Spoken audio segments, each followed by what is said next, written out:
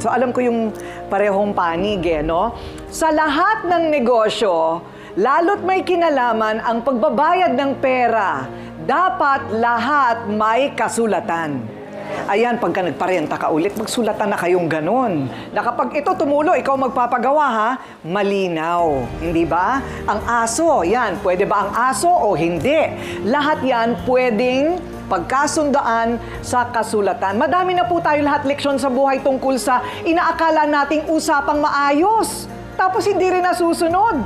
Isulat nyo lahat yan para sa dulo, walang sisihan. Yun lang. Ayan. Okay. Ako po ang inyong lingkod, Ate Coring, ang pambansang referee, nagsasabing may cake ang harapin ang mga issue dahil walang hindi nadadaan sa pag-uusap, basta dapat may mukha kang ihaharap dito sa Face to Face.